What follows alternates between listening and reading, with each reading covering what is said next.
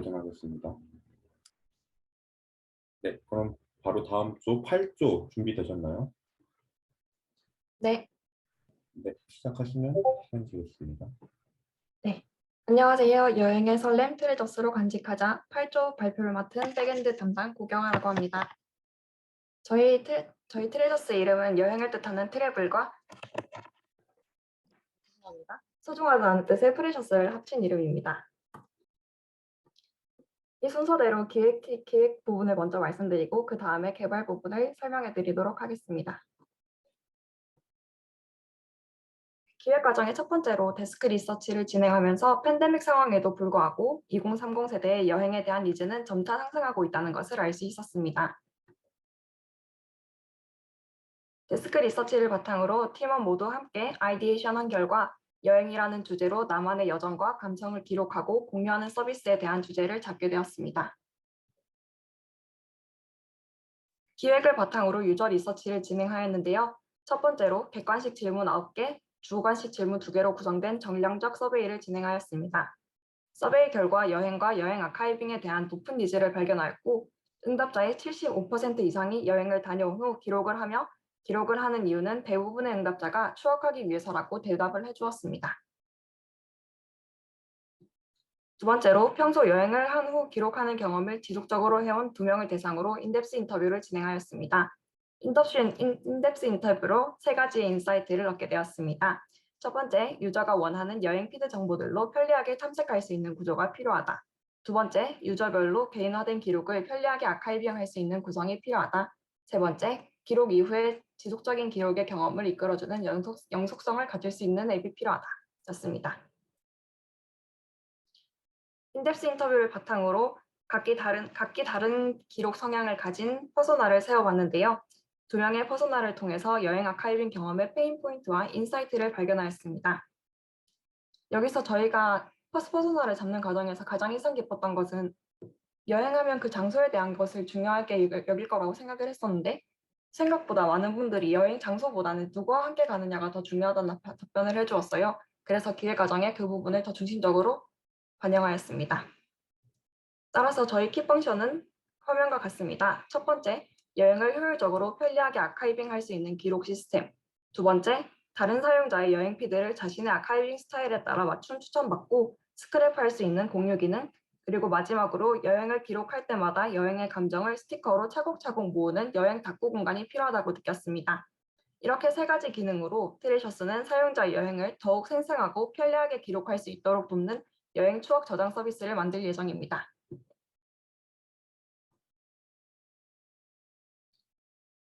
저희가 필요한 기능들을 바탕으로 와이어프레임과 IA 차트를 만들어 봤는데요.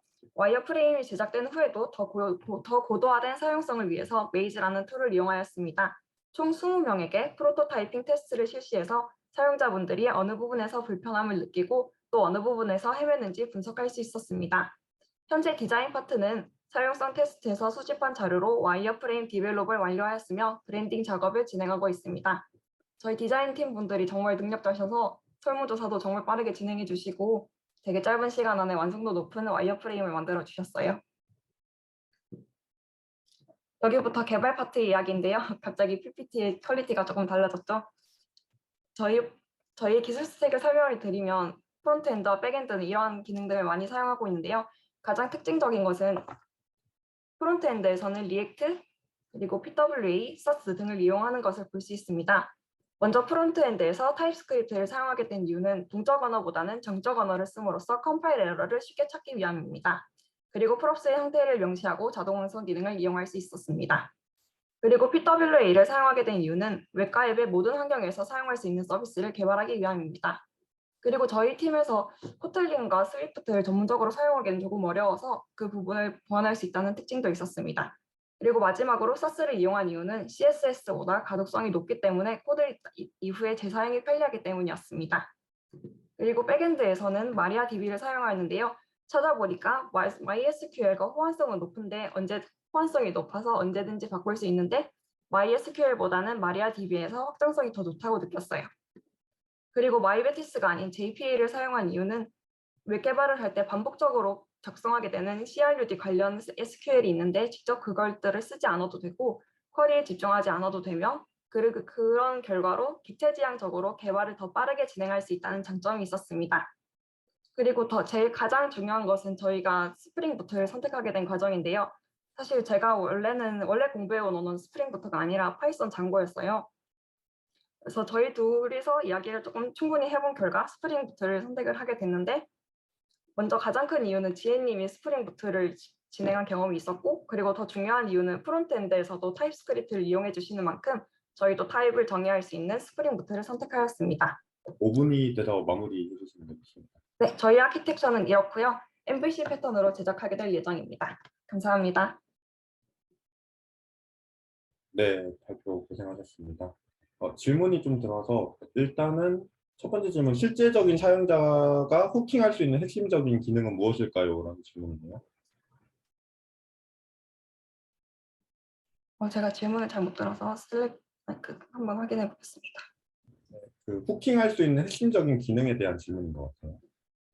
네. 혹시 그 부분 경서님 계시나요? 네. 사실 이 트레셔스라는 것은 여행을 아카이빙하는 커뮤니티이자 또 기록을 하는 서비스이기 때문에 여행에 대한 감정과 사실 기반의 아카이빙을 추천받는 것이 핵심적인 기능이고, 또한 여행의 꿀팁에 대해서 남길 수 있는 텍스트 필드를 통해서 여행에 대해서 여러 가지 팁들도 공유할 수 있는 것이 후킹을 할 수 있는 핵심적인 기능이라고 할 수 있을 것 같습니다. 네, 추가 질문도 비슷한 맥락인데요. 사실상 이미 여러 가지 다이어리 어플이나 여행 기록 어플이 있는데 가장 큰 차이점이 무엇인지에 대한 질문이에요. 킥 펑션에서 세 번째를 보면 다꾸 서비스라는 게 있는데요. 사실 유저 인터뷰를 진행했을 때 제일 여행을 기록할 때 핵심적인 동기 같은 경우에는 감정을 기록하는 것에 초점이 맞춰져 있다는 것을 볼 수 있었어요. 그래서 여행을 다니고 난 후에 여행에서 느낀 어떤 감정을 시각적인 표현을 할 수 있게 스티커들을 통해서 다꾸 공간을 제공해 준다던가, 감정을 조금 더 날씨로 표현을 하면서 여행에 대한 감정을 조금 더 구체적으로 기록을 할 수 있는 그런 기능들을 제공하고자 합니다. 다음 질문으로는 MySQL보다 마리아DB가 확장성이 더 높다고 느낀 부분은 무엇인가요? 그 부분 저희가 사실 MySQL과 마리아DB를 선택할 때 선택지가 있다는 걸 일단 알았잖아요. 그래서 이 중에 뭘 선택을 하지 고민을 하다가 검색을 해봐서 조금 알게 되었는데, 사실 거의 비슷하다는 건 알 수 있지만 마리아DB가 좀 더 확장성이 좋다, 그 기능들을 더 많이 이용할 수 있다라는 걸 알게 됐어요.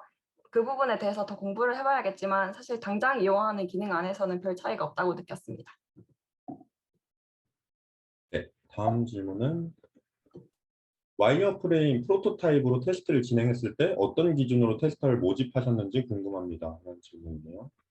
사실상 근데 저희는 지인들을 통해서 부탁을 해서 테스트를 뿌리긴 했는데, 저희가 타겟으로 하는 세대가 결국 MZ 세대이기 때문에 유저 리서치랑 그리고 서베이 또한 2030 세대를 타겟으로 하였고, 이번 프로토타이핑 테스트 또한 2030 세대로 타겟을 해서 진행을 하였습니다. 네, 감사합니다. 질문은 이렇게 마무리하면 될 것 같고요. 시간 내셔서 준비하시느라 고생 많으셨습니다. 감사합니다. 네. 그럼 이제 5개 조가 끝났는데 생각보다 시간이 빨리빨리 잘 진행되고 있어서 쉬는 시간 없이 바로 또 진행해서 빨리 끝내도록 할게요. 10조 준비